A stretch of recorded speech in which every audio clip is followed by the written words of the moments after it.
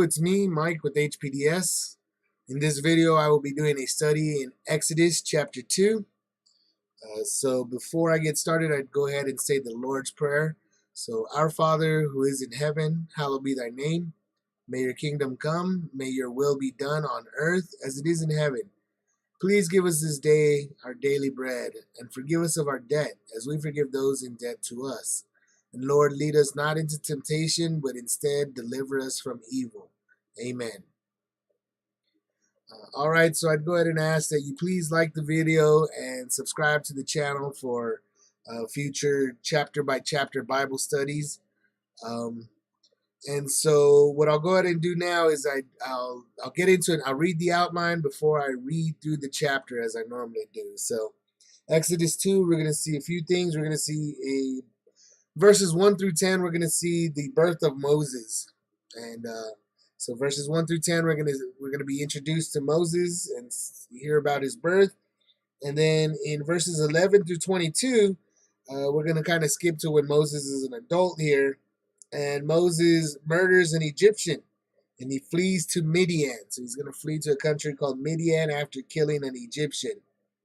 And then verses 23 to 25, we're going to read that the children of Israel call out to God. And so the children of Israel are actually going to call out to God, and God is going to hear them and so forth. What I'll do now is I'll just get into Exodus 1 and kind of remind what happened in Exodus 1. In Exodus 1, we came across the children of Israel in Egypt after some time, after Joseph and all his brothers all passed away. They all died. And so we're in a different time frame. It's years later. And there's a new king of Egypt that shows up. And this guy doesn't know anything about how the children of Israel and how Pharaoh worked together, after God brought them together. But so this king is going to start to afflict them, is what we saw in Exodus 1. He started afflicting these people of Israel, and then he even went so far as petitioning and coming up with a policy saying that, hey, we should go ahead and kill all the males.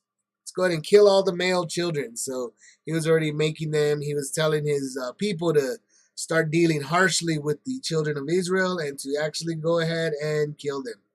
So I'll go ahead and read Exodus 2. And so let me get covered right here. Okay, and Exodus 2 reads, "And there went a man of the house of Levi, and took to wife a daughter of Levi. And the woman conceived and bare a son, and when she saw him that he was a goodly child, she hid him 3 months.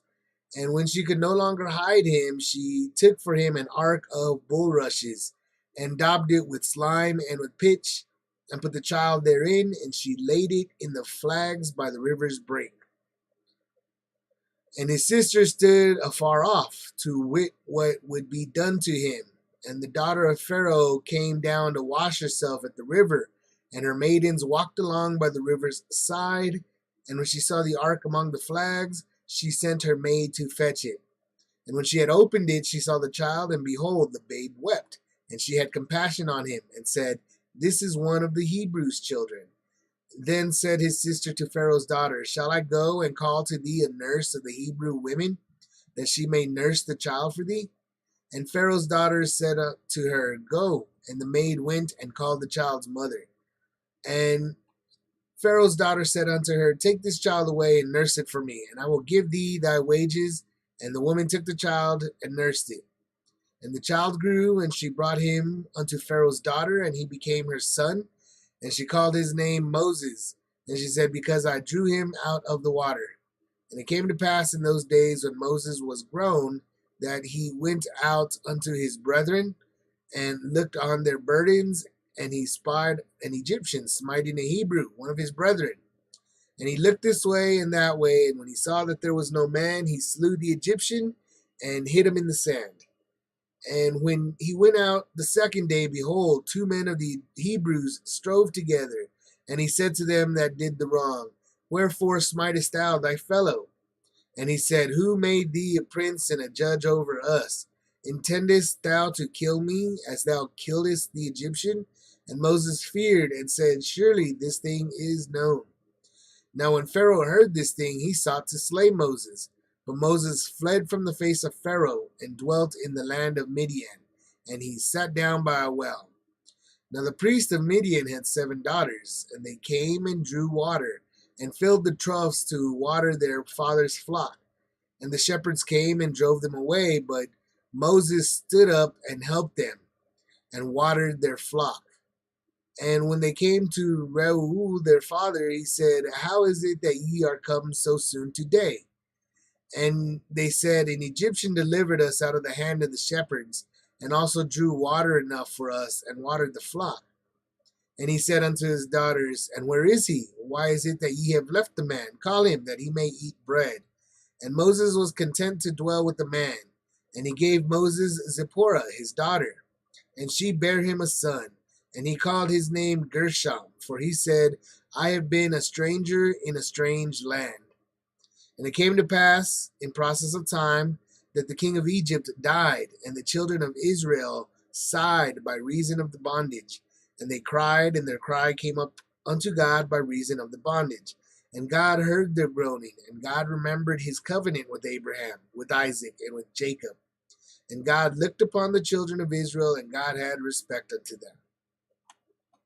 So that is Exodus 2 in its entirety.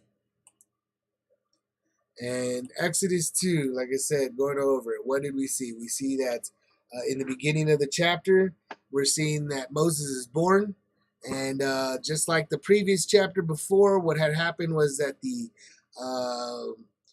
king of Egypt had started saying, kill the male children, kill the male children. And at the end of Exodus 1, if you recall, the women, the maids, whatever they called them, the handmaidens, or not the handmaidens, the midwives, that's the word I'm looking for. The midwives wouldn't do it. So the midwives didn't do it. And they wouldn't kill the male children, even though Pharaoh had ordered it.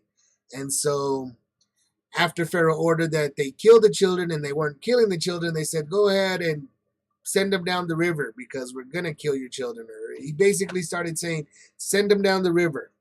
And so that seems to be the case, is what we're going to find here, that when Moses is found, he's a boy. He's born among these Israelites, and the mother can't hide him for very long. And then so eventually they kind of put him down the river, just like just as was commanded by the Pharaoh. So she sends him down, and Moses' sister, goes off kind of a distance to witness. So the sister's gonna watch. She's gonna watch what happens to him, and it turns out that he's gonna be found by, of course, none other than the daughter of the Pharaoh. So God, here it is, God again bringing these two people together in a very they're very close to each other, very intimate. The Egyptians and the children of Israel. And so he's gonna be found.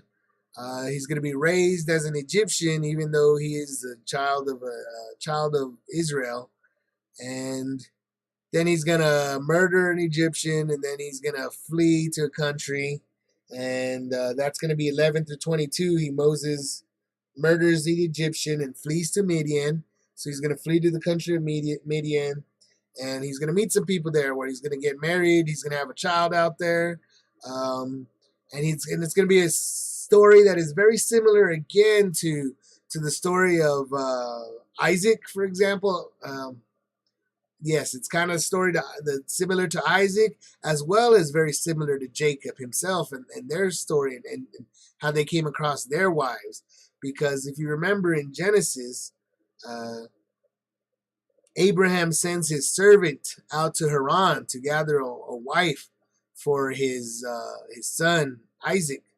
And when the servant gets out there, what is it that he comes across? A woman at a well, and she offers to water his his all his camels, him and his camels. And then of course he finds out that that's believe that was Rebecca, and Rebecca became, went back and became Isaac's wife. And then there was when they had their children, Jacob. Jacob goes out to Laban, which is his uncle, to go find him. He goes out there just to survive while he's away from, while he's trying to, why he's trying. His brother was kind of talking about killing him. So Esau was talking about killing him, and so he goes back, and when he gets there, what happens? He sees a woman at a well, and she, and he tells her all about it, finds out about the well, and we remember that when Jacob got there, he rolled the stone away from the well, so that they could drink from the well. They had to wait for the shepherds or something. And so then in this story, we got another story about a well and the shepherds and somebody trying to water from the well. So these wells are really important, these fountains and water, when it comes to these marriages, it appears like. But let me go ahead and get into it, and I'll read through the chapter, and I'll go through it again line by line, and we'll see what the Holy Spirit brings. So it looks like I'm set up here. And let's see, it says, and there went a man of the house of Levi and took to wife a daughter of Levi. So showing that he's a daughter of Levi. He's from the house of Levi, so he's from the tribe of Levi, which, remember, Levi was one of the sons of Israel over here. Levi was, where is he? Levi was Reuben. He was the third son, it looks like, of Leah. So he was kind of his third son, Levi. Levi and Simeon, if you remember, Simeon and Levi had killed the entire people of Shechem for defiling their sister, Dina, not Bilna, Dina. Their sister was Dina, and Simeon and Levi didn't like the way these people of Shechem treated their sister and how they tried to obtain her through marriage, and they didn't like it, and so they kind of tricked them to get the whole town was circumcised just like them, and then they went in and killed everybody, all the men in the town, and basically sacked the town. Simeon and Levi did that. And so when they were given the blessings back in Genesis 49, we saw that Jacob blessed all his children, and he said some sort of a blessing for them. And he said about Simeon and Levi that he says, Simeon and Levi are brethren. And I'm reading off of about Genesis 49:5 over here. Simeon and Levi are brethren in instruments of cruelty. And might as well get there. Genesis, and I believe I'm reading through 49. Oops. Genesis 49, and I think I'm reading their brother Levi and Simeon are brethren. Instruments of cruelty are in their habitations. So they're saying, remember this. This is a huge thing in what we're going to read about. But Levi, Moses is from the line of Levi, and so they're saying that in this house there are instruments of cruelty in their habitations.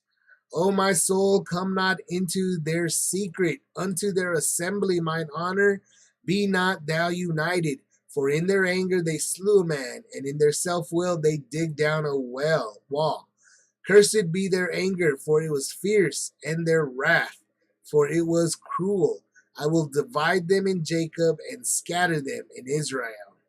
So he says, that's what he's saying.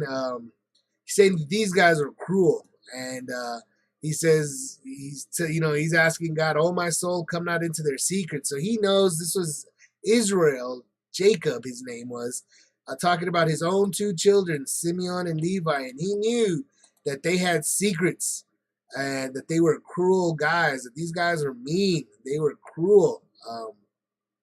They were vicious. Their wrath was cruel, and their anger was fierce. They were angry, wrathful men. And that's what he's talking about, these two tribes, remember, and that's what these are going to be. These were pronunciations, these were blessings, so these are going to be kept like in the future. And so we're going to see that, these guys are going to end up becoming the Levites, are going to become they're ultimately become the priest class. They will be the priest class, and they do not they get scattered. That's what it says. They get scattered in Israel.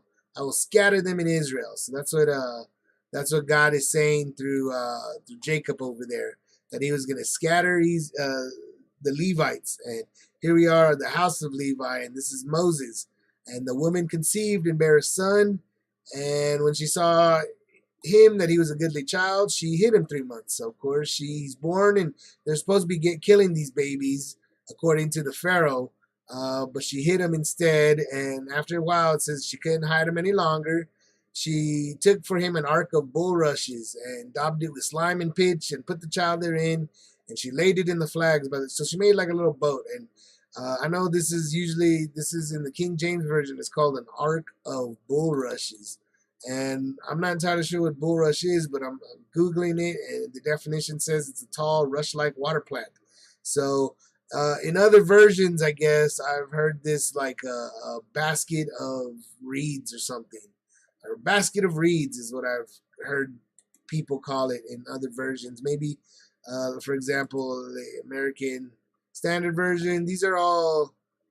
let me see. This Dewey Rames is kind of different because I think this is a Catholic version.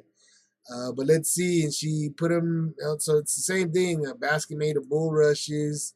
Webster, ark of bulrushes. So it's a basket or an ark. Let's see, a papyrus basket. So this one calls it a papyrus basket in this World English Bible. Young's Little... So an ark of rushes, but the King James Version, which is the one that I always study, this is the main one. This is the important version, King James Bible. The other versions are simply trying to help out with this one, but these are the ones. This King James Bible is a special one for some reason. I'm not entirely sure of it, but like I said, it mostly has to do with it was made by and commissioned by an actual king of an actual country. Whereas these other versions are not by royalty at all. These are just organizations that have come together, but they're not royalty. They're not governments. This is a special one. So King James one is the one that calls it an ark of bulrushes. And so let's go ahead, and an ark is just like a boat. If we remember Noah's Ark. Ark definition. I'm going to go ahead and ark definition, a ship, short for the Ark of the Covenant. So it's really like an ark in general is, wow, look at that. It's almost just a vessel or sanctuary that short, a widely distributed mollusk that it sees. So an ark. So really an ark is almost exclusive to the Bible, it seems like. Ark, here it is, archaic, a chest or a box. The ark was of Italian walnut, so a chest or a box. Here it is, a vessel or a sanctuary. Excuse me. So put them in like a little basket, little, something of these bulrushes. She made a basket. She weaved a basket of those, like we saw those pictures of those bulrushes, and daubed it with slime. She just put them in a little boat and sent them down the river, which is what we got from Exodus 1. Remember at the end of Exodus 1, when the Pharaoh was telling them to kill these children, and they said, we can't, they're lively, and can't find the boys. They have the children before the midwives come into them. And so he says, and so he's telling them, fine then, if you can't kill them, he says he charged all his people, saying, he told all the people, not just the midwives now he's saying all the Egyptians, all those sons that are born, you got to cast them into the river, and every daughter you shall save alive. So he's telling, and so he's really feeding. I remember if you watch the Exodus 1 that I had from yesterday, the video from Exodus 1, you'll remember that I kind of talked about how this Pharaoh was getting into like a lot of racism. This is getting into like what we would know as racism. He became very racist against the children of Israel. And right here, he was making a command for his midwives, which is basically, and they became their own house. So he was talking about like the doctors and stuff, and the doctors got their own houses, and he was telling these people, the doctors over here, go ahead and kill the children, and the doctors are saying we can't kill the children. It's not something we're gonna do, and God dealt well with these doctors. But then he went ahead and fed on the racism of all the people in the country, and he said all his people, saying every son. So go ahead, and he told them. Now he was telling them, go ahead, people, go ahead and kill all, throw these boys into the river, cast them into the river. You see what I'm saying? So he's saying, cast them into the river, and we're feeding on that racism. For all the people who want to help me get rid of these Jews, these Hebrews, is what these children of Israel is what the king was saying. Is all you guys that want to be racist with me, let's go throw them into the river. And so that's what she's kind of doing. She can't hide him any longer. Obviously, she knows that there's somebody out there, people out there that are trying to steal this baby, and they'd get mad at him. They'd get mad at her. The Egyptians would get upset with her, and they would probably take her child, Moses, by force. So she kind of tries to do something to, save and extend his life as long as she could, is what she's doing. And so she makes a little boat, makes it pretty good, and she sends him down the river, just like making it look like that's what the Egyptians did for him. Somebody had already taken care of the situation, but here we see that the sister went off, and his sister, so Moses' sister, stood afar off to wit what would be done to him. And wit, that means to witness. The mental sharpness. Well, this is it's another way of saying witness. Wit, mental sharpness, a natural aptitude. Person wit definition. So let's go ahead and take a look. What two? Have knowledge. She went to go see, she went to go have knowledge. That is to say, she went to go, it's kind of another way of saying witness. She went to go see what happened, to find out what would happen to him. So the sister was kind of watching. She was standing, kind of far off. She was, kind of paying attention to him, though. And then we see that the daughter of Pharaoh came down to wash herself at the river. And the maidens walked along by the river's side, and when she saw the ark among the flags, she sent her. So here we come to Pharaoh, the daughter of the Pharaoh, comes, and she's gonna, bathe in the river wherever she does. And when she gets there, they see the little ark coming, and she sends her little servants, her little maid, to go fetch it. And when she had opened it, she saw the child, and behold, the babe wept. So she saw something in the water right there, and she says, hey, to their maid, go get that. What is that? She was curious about it. And when she finds it, the woman brings up to her, and look, it's a little baby crying. It's a little crying baby. And obviously it made her, like, she had compassion on him. And she knew what it was. This is one of the Hebrews' children. So she's really, it saddens her to see what's going on here. And she knows that this is the racism of my father up here. This is one of the Hebrews' children. And so she says to his sister, and then said his sister to Pharaoh. So in this commotion, she's out there saying, what is this? She finds a little baby, and the baby's crying, and she knows it's one of the little Hebrew kids that her father, or at least the office of, the king up here had said, throw them into the river. And, so as far as she's concerned, somebody had thrown this baby into the river. And then we see something happening while in this commotion. Then said his sister to Pharaoh's daughter. So this is the sister of Moses. So Moses' sister, she takes the time. She's probably a younger girl as well. And she was watching what would happen, and she sees that the Pharaoh's daughter finds it. So she saw all the commotion that was going on, and where Pharaoh's daughter was probably with several women. She was and her maidens.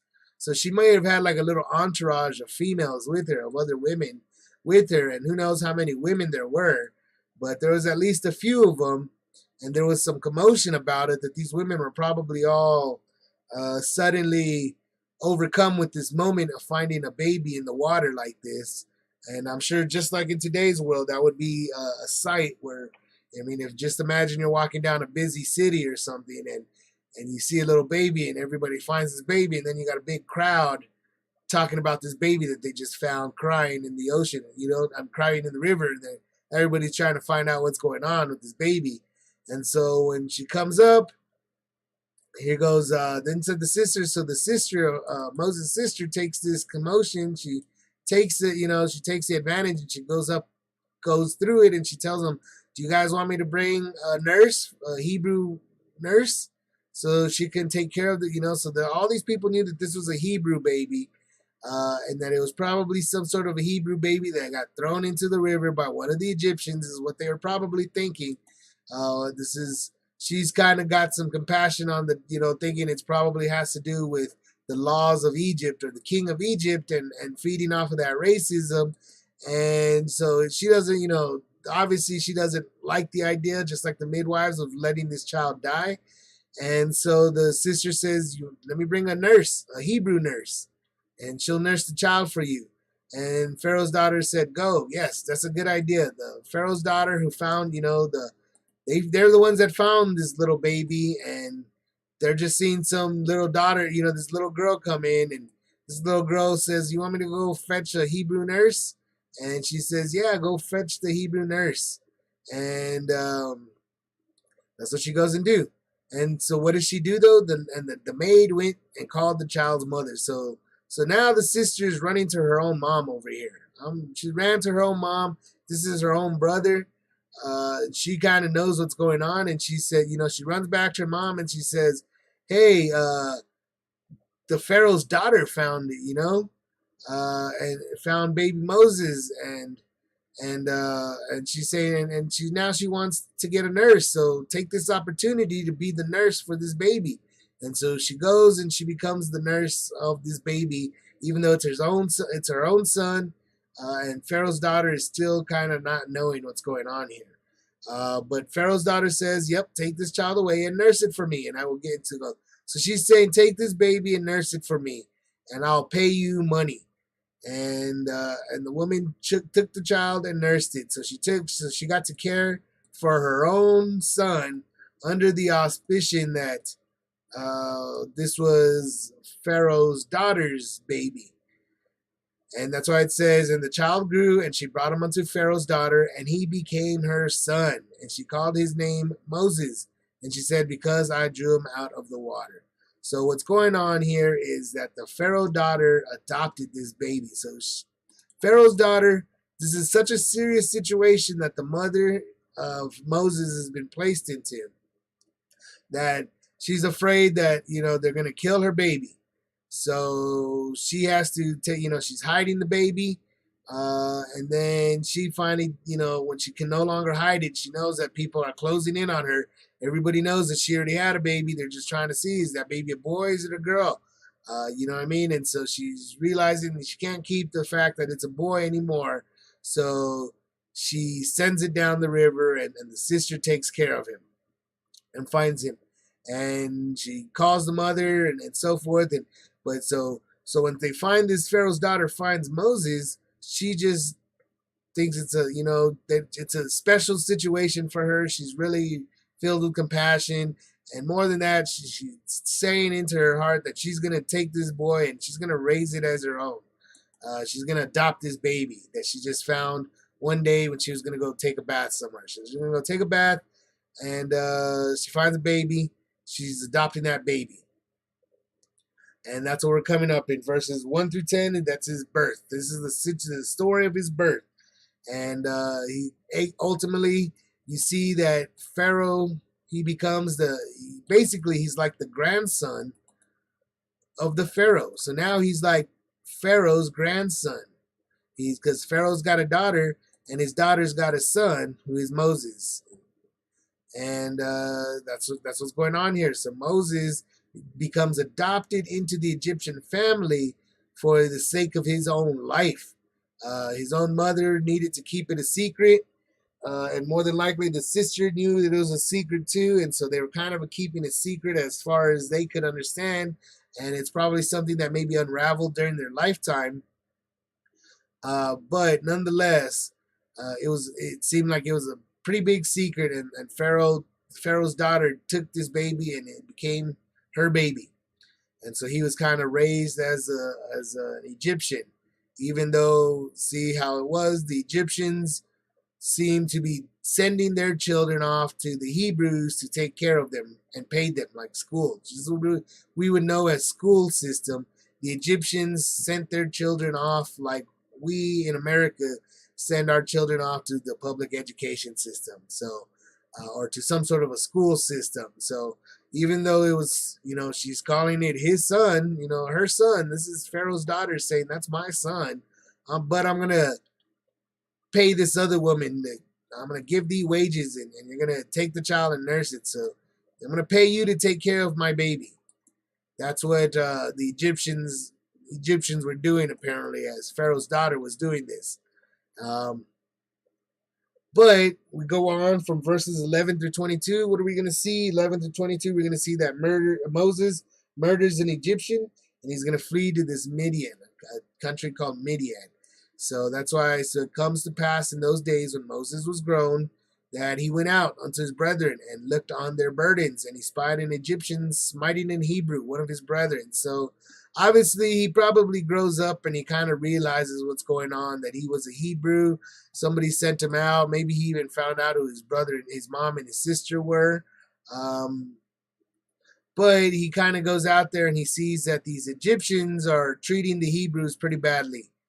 And so he sees this one in particular that did something that was, he probably saw an Egyptian that killed a Hebrew, smiting. So when he saw smiting could mean beating up, strike with the firm, but be strongly, but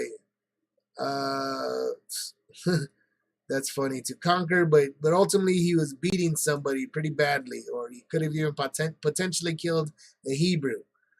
And so Moses must have been mad, and he kind of looked that way and looked that way. So he basically planned it out.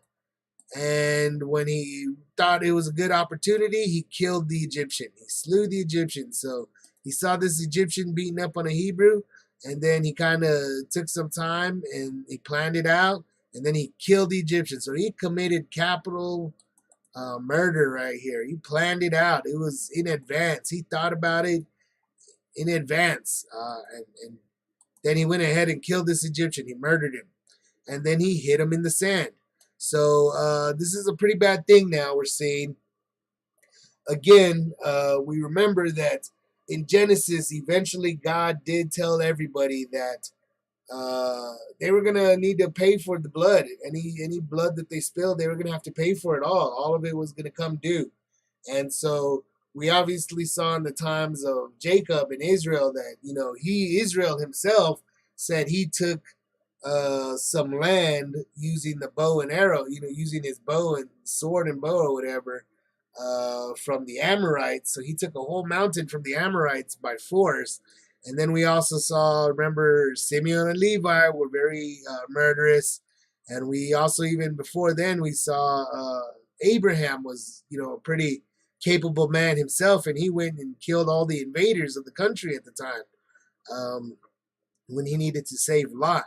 So we're seeing, here's some full-blown capital murder is what's going on here. So God, this is something, once again, that God has told them not to be taking blood, that their blood will be due.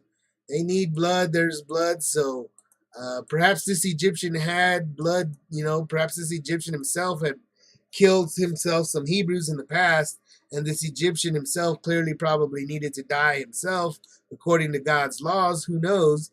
But we know for a fact that now Moses is implicating himself. He's doing something that now his blood is demanded of him. So God is going to require, no matter what. He has to die. Never mind when God takes his life, but he has, right here, we're seeing that he commits a very serious crime here. Not just in the eyes of the Egyptians, but in the eyes of God himself. And we're gonna see that that's gonna be, he's gonna pay for it, and he's never gonna make it into the promised land. And we're gonna see that God's pretty angry with him this whole lifetime after this. There's always gonna be a lot of anger going around. But here it is. This is what had become of these children of Israel. and we're going to see what's becoming more and more of them. So even though God is treating them very well, and he's blessing them while they're in this foreign land, the truth of the matter is these people still aren't learning much yet. They're not being the most righteous people. They're not going to be.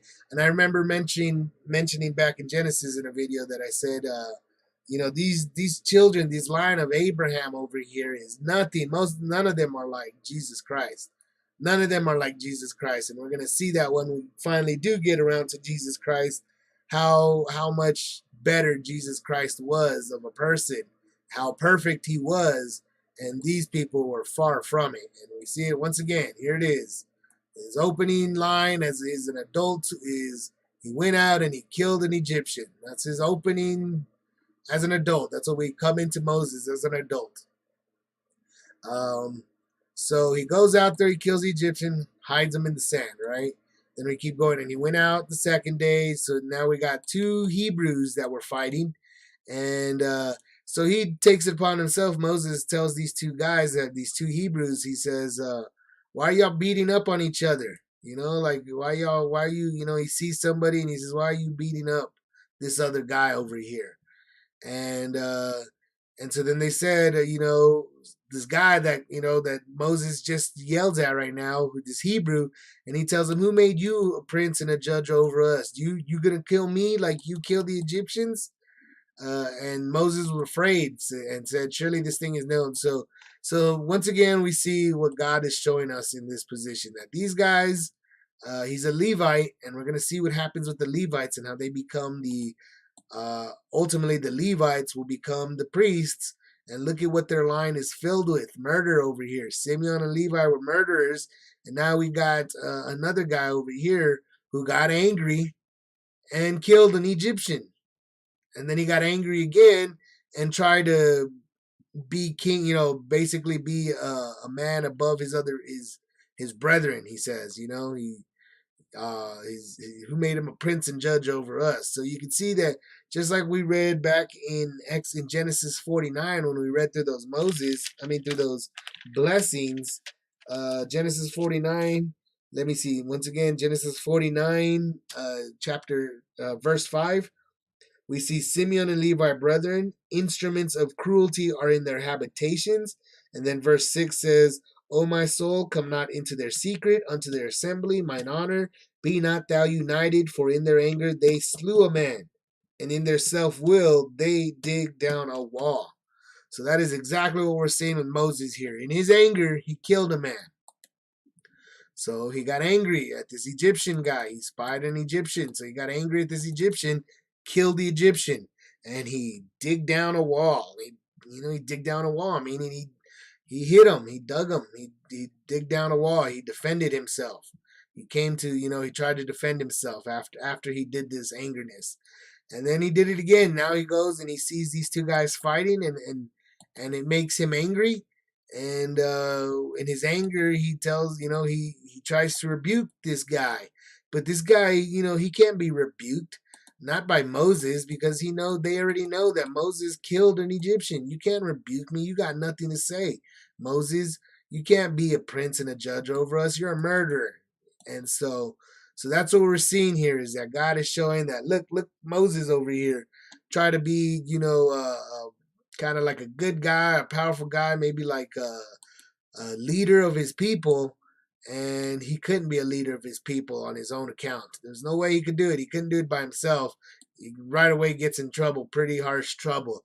And so as soon as everybody knows, apparently, that he killed this Egyptian, it even says that Pharaoh heard this thing, and he sought to slay Moses.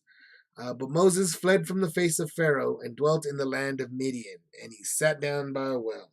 So that is, remember getting into it, Exodus 2:11 through 22, we're going to find about this Midian. So he goes to Midian after killing this Egyptian.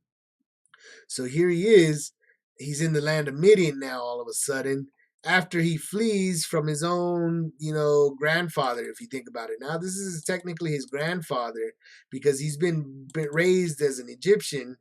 And then obviously he finds out that the Hebrews are his brethren, And then he tries, once he finds out about the Hebrews are his brethren, he kind of goes out and tries to be, kind of beloved, or trying to, he's trying to be a kind of like a taskmaster, or he's trying to be a prince and a judge over here over the Hebrews.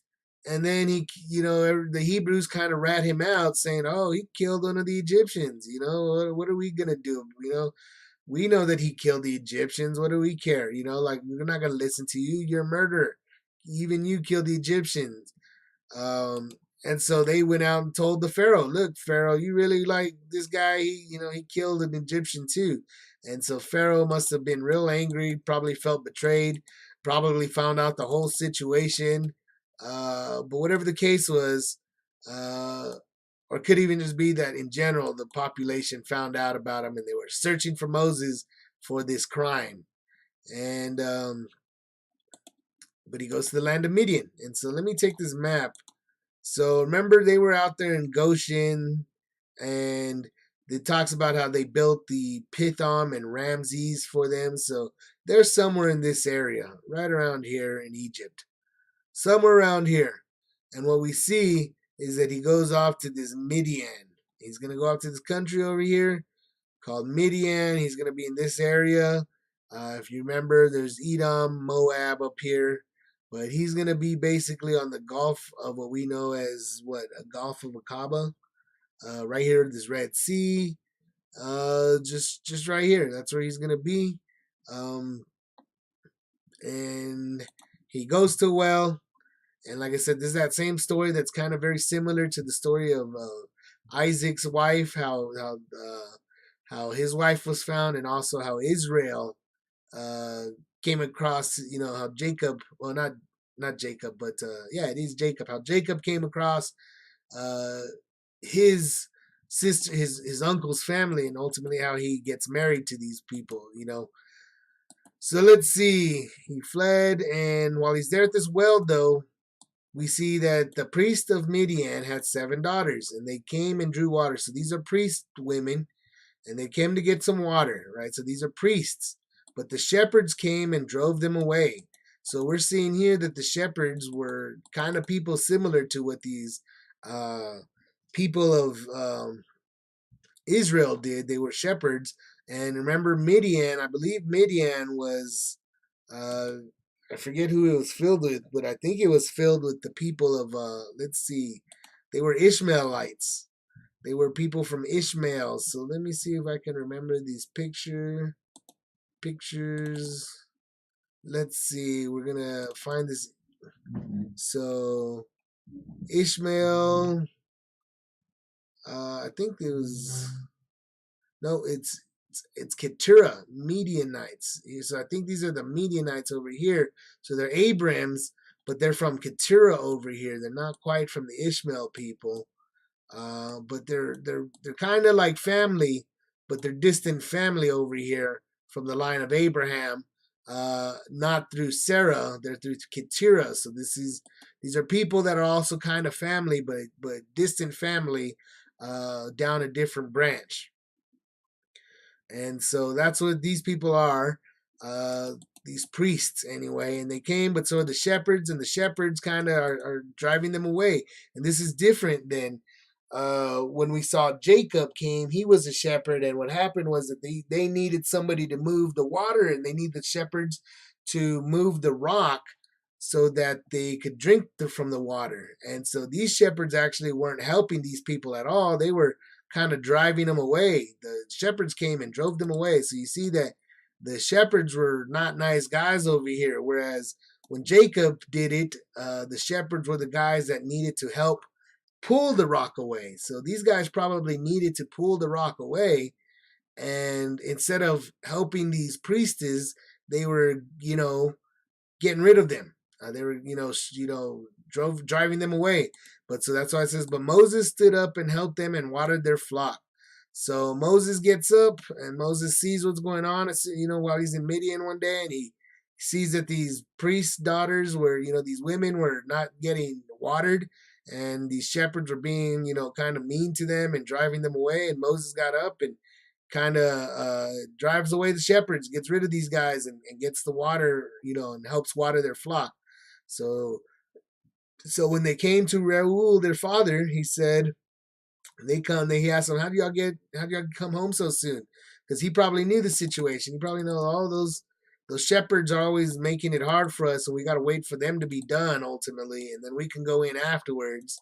But here today, you guys are coming in early. Why is it that you've come so soon today? And they said, an Egyptian delivered us out of the hand of the shepherds, and also drew water enough for us and watered the flock. So they're saying, oh, some guy came, an Egyptian came and delivered us out of the hand and also drew water. And they said, and where is he? Why is it that ye have left the man? Call him that he may eat bread. And so they went and they called him. So this is a big favor. This is a big thing that he did. And of course, here's this guy saying, oh, look, there's a guy to protect my daughters over here. Why are y'all leaving him behind? Go grab him. Go get him again. That we'll go feed him and everything. And so Moses was content to dwell with the man, and he gave Moses Zipporah his daughter. So this man ultimately gives one of his daughters to Moses as as a wife, and she has a son, and she calls him, and they have. So this is Moses' son named Gershom, and because he called him, because I have been a stranger in a strange land. So that kind of, once again, this is a confirmation here of, and I'll have to find the story of Abraham. And Abraham, I believe it was Abraham, he has a dream. And I want to say perhaps it's in chapter 15. It may be Genesis 15. Yeah, here it is, Genesis 15, verse 12. Genesis 15, verse 12. Let me go ahead and bring it up. Genesis 15, verse 12. And when the sun was going down, a deep sleep fell upon Abram, and lo, an horror of great darkness fell upon him.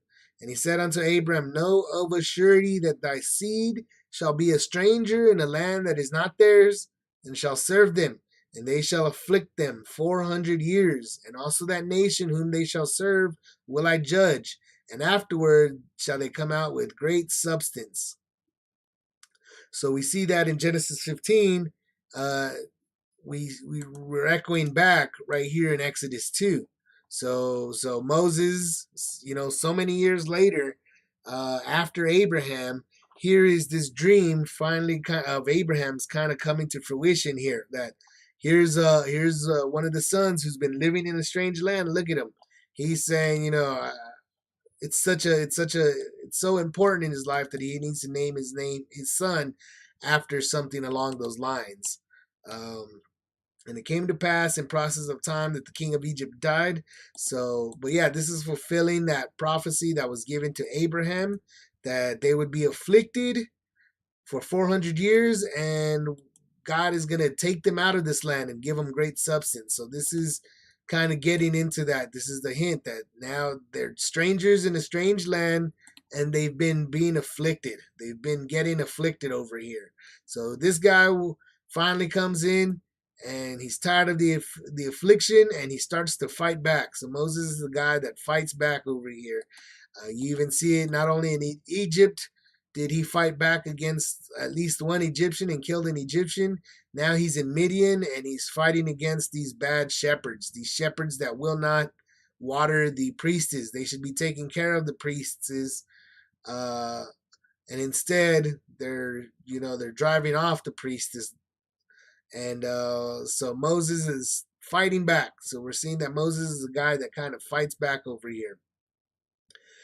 But verse 20, let's see, getting into 23 through the end of the chapter, 23 through 25, we're going to see again that the children of Israel are going to call out to God. So it came to pass in the process of time that the king of Egypt died.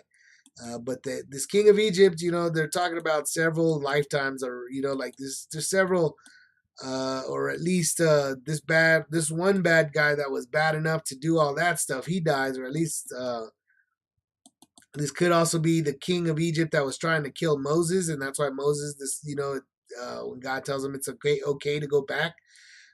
But we see that the children of Israel are signed by reason of bondage. So they remember in the Exodus 1, he started making them do all the hard work. he says, set over taskmasters to afflict them in their burdens. And he made them build Pithom and Ramses. So he's putting hard work onto these people. And so it's getting pretty bad that after this king of Egypt died, it probably only became worse and worse when the next king came into play. But nonetheless, these children are getting real tired of as much bondage as they have to come up with. So their work and their taskmasters are becoming harder and more crueler.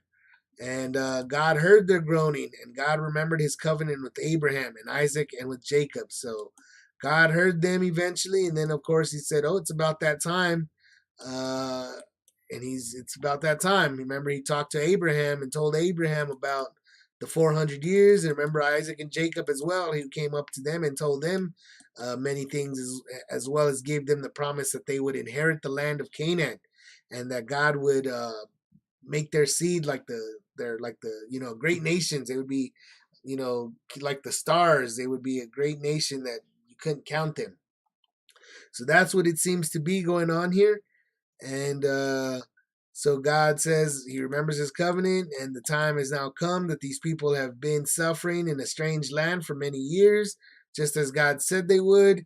And he also said he would take them out of that land. And just like Abraham, Isaac, and Jacob, especially, and Joseph, I believe, or it was Israel, Jacob said it himself. He told them while they were out there in Egypt, he said, God will come back to you, and he will come and he will take you out of this land. Surely he'll take you back to the land of your forefathers.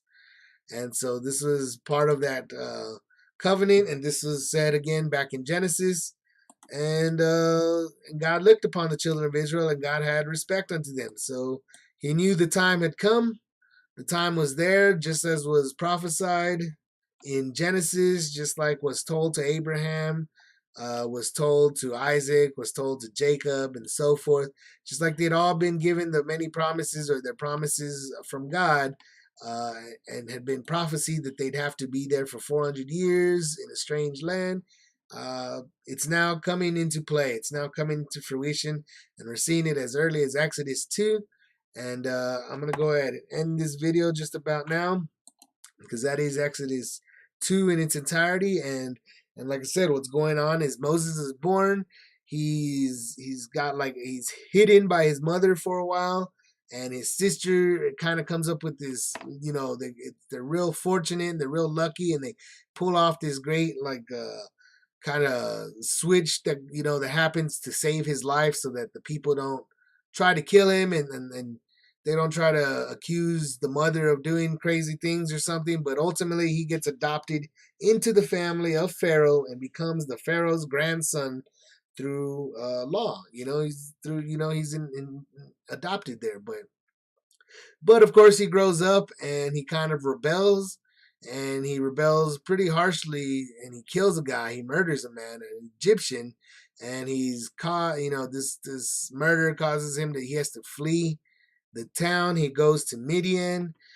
There in Midian, he finds a wife, and you see him again kind of rebelling against these bad shepherds. So you're seeing another story of how he stands up and protects these priestess women, and he's given a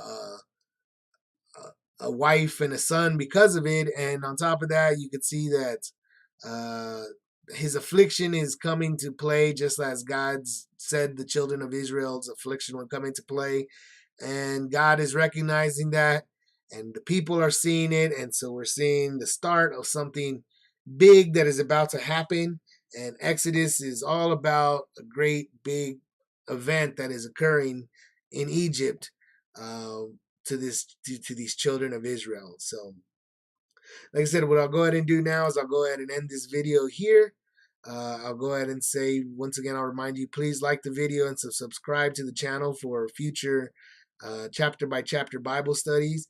And God bless you. And I pray that we all bless Jesus Christ, and may Jesus Christ bless all of us. Amen.